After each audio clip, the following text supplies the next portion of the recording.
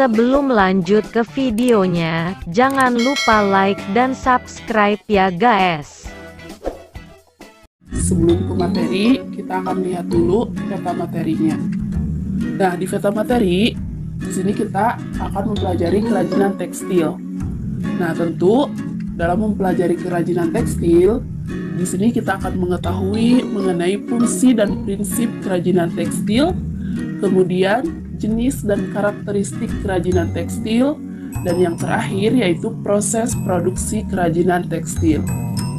Baik, kalau gitu langsung saja ke materinya. Yang pertama yaitu ada fungsi dan prinsip kerajinan tekstil. Nah, untuk fungsi kerajinan tekstil ada 4. Yang pertama yaitu fungsi hias. Jadi kerajinan yang dibuat semata-mata sebagai hiasan pada suatu benda atau sebagai pajangan suatu ruang dan tidak memiliki makna tertentu selain menghias. Contohnya yaitu hiasan dinding. Kemudian, fungsi yang kedua yaitu fungsi benda pakai. Jadi kerajinan yang dibuat berdasarkan tujuan untuk digunakan sebagai kebutuhan sehari-hari. Contohnya yaitu busana, tas, dan aksesoris. Selanjutnya, fungsi yang ketiga yaitu fungsi kelengkapan ritual. Jadi kerajinan yang mengandung simbol-simbol tertentu dan berfungsi sebagai benda magis berkaitan dengan kepercayaan dan spiritual.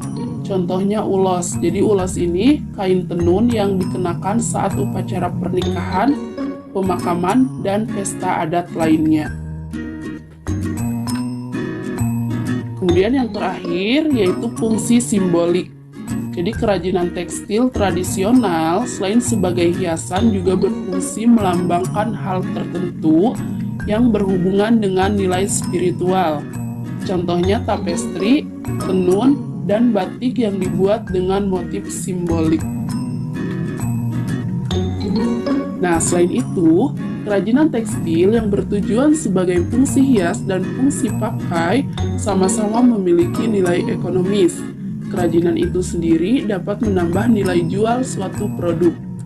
Dan di bawah ini ditampilkan gambaran produk kerajinan tekstil yang membedakan antara kerajinan fungsi penghias dan kerajinan fungsi benda pakai. Nah, adapun prinsip kerajinan fungsi hias dan fungsi pakai.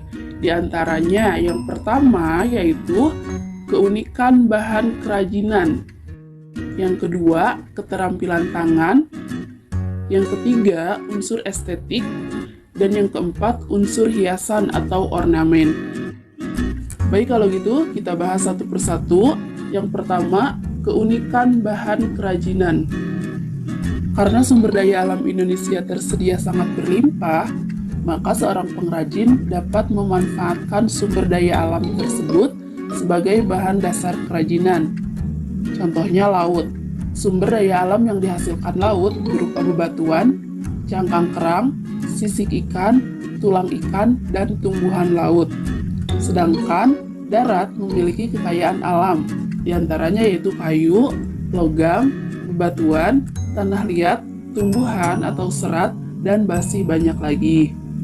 Nah, bahan dasar yang digunakan sebagai kerajinan dapat berasal dari bahan alam, bahan buatan, bahan limbah organik, dan bahan limbah anorganik. Semua bahan dapat diperoleh dari alam maupun diolah sendiri, bahkan hingga memanfaatkan bahan limbah yang ada di lingkungan sekitar. Tentu, seorang pengrajin hanya memerlukan kreativitas dan ketekunan untuk dapat menciptakan sebuah produk kerajinan yang dapat dinikmati banyak orang dan bernilai jual.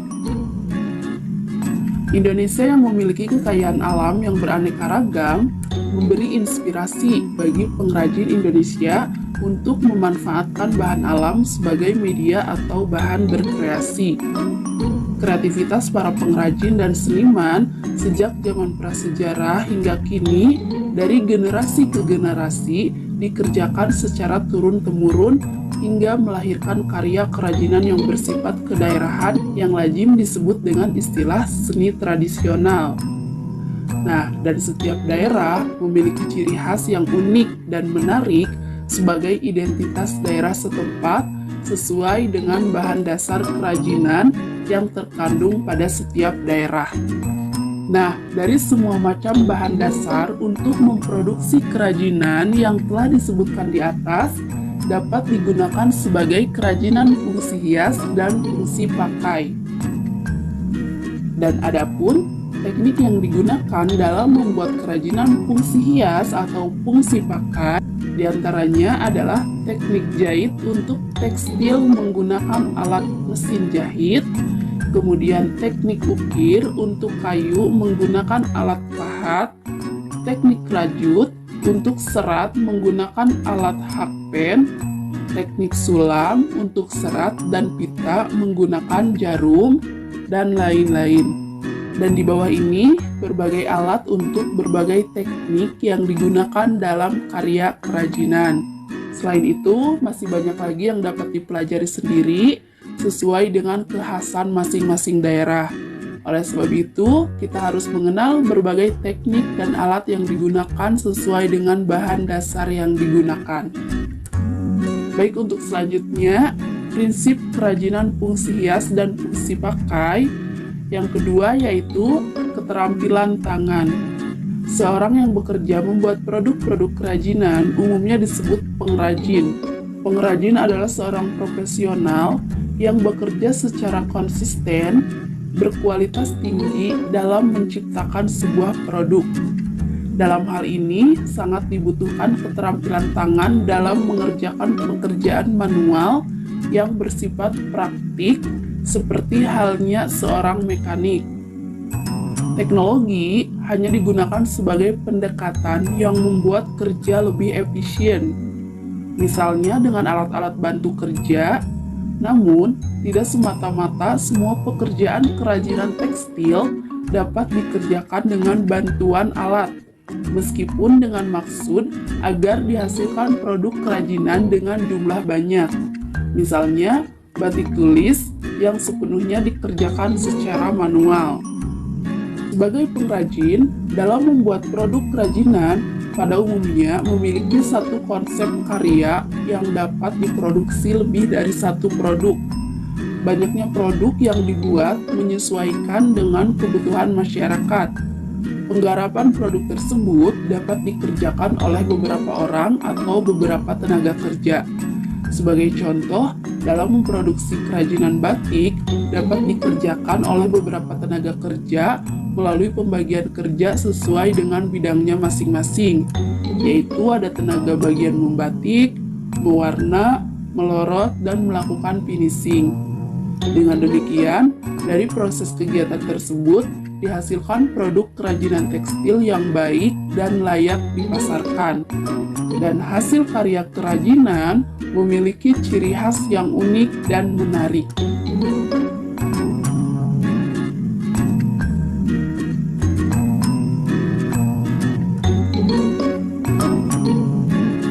Dan untuk selanjutnya, prinsip kerajinan fungsi hias dan fungsi pakai yang ketiga yaitu unsur estetik. Kerajinan sebagai karya fungsional tidak cukup hanya memenuhi aspek fungsi saja, melainkan memerlukan sentuhan keindahan untuk meningkatkan kualitas dan nilai ekonomisnya. Nilai estetik dalam karya kerajinan fungsi hias dan fungsi pakai dilihat dari aspek bentuk, warna ragam hias, dan komposisi. Dari segi bentuk, disuguhkan keberaneka-ragam bentuk sesuai fungsi, yaitu sebagai produk hiasan, baik bentuk 2 atau 3 dimensi.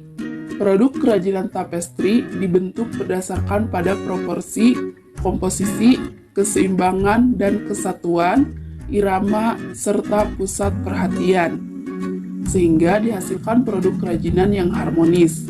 Adapun fungsi warna sebagai penunjang keindahan dan juga sebagai perlambangan. Dan adanya unsur estetik pada karya kerajinan dapat meningkatkan citra produk kerajinan tersebut.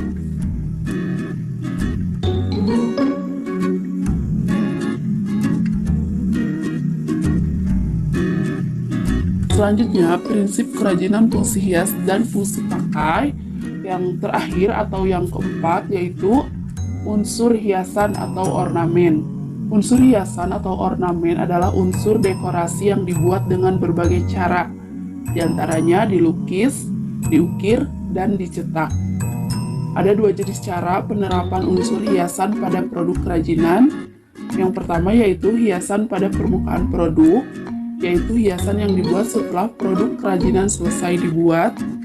Kemudian yang kedua yaitu hiasan terstruktur, yaitu pembuatan hiasan dibentuk sejak awal kerajinan dibuat sehingga menyatu dengan produk itu sendiri. Unsur hiasan yang terdapat pada ragam hias setiap produk kerajinan tekstil memiliki nilai tradisi yang begitu kental. Inilah yang memperkaya khajanah kerajinan Indonesia sejak dahulu hingga sekarang. Kerajinan Indonesia memiliki ciri khas yang tidak dapat disamakan dengan negara-negara lainnya. Dan adapun ragam hias yang ditampilkan pada sebuah produk kerajinan tekstil bertujuan untuk keindahan dan keunikan. Oleh karena itu, produk kerajinan fungsi hias maupun fungsi pakai sama-sama membutuhkan unsur hiasan sebagai sentuhan pada produknya. Untuk kerajinan fungsi hias maupun fungsi pakai, makna keberadaan ragam hias pada produk sama-sama untuk mendekorasi sebuah benda agar lebih terlihat artistik. Nah, kita perlu mengetahui juga apa sih ragam hias. Jadi, ragam hias ini merupakan identitas suatu daerah yang memiliki keunikan dan karakteristik yang berbeda dari daerah satu dengan lainnya. Ragam hias daerah diaplikasikan pada bermacam-macam benda, seperti kain, ukiran pada rumah, dan perabotan rumah tangga, senjata tradisional, alat musik tradisional, busana daerah, serta aksesoris dan perhiasan.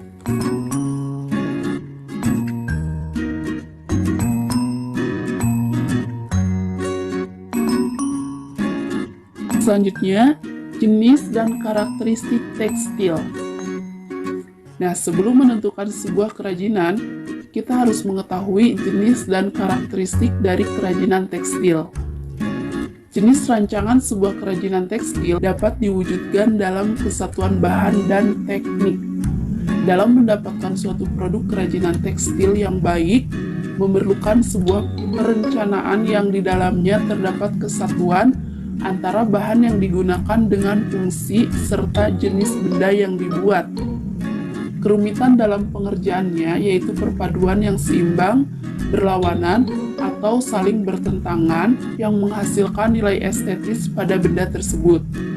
Adapun rancangan dalam pembuatan kerajinan tekstil juga perlu diperhatikan, yaitu berupa cara menentukan susunan dari garis, bentuk, warna, dan tekstur.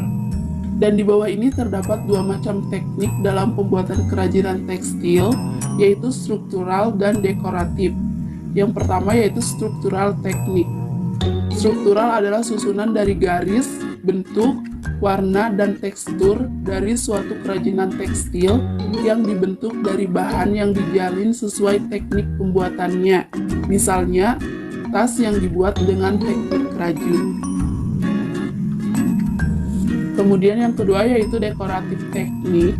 Jadi dekoratif adalah sentuhan atau perlakuan yang diberikan pada permukaan busana yang memberikan efek visual dan memperindah penampilan. Misalnya tas, kain katun yang dijahit lalu diberi hiasan dengan sulam pita.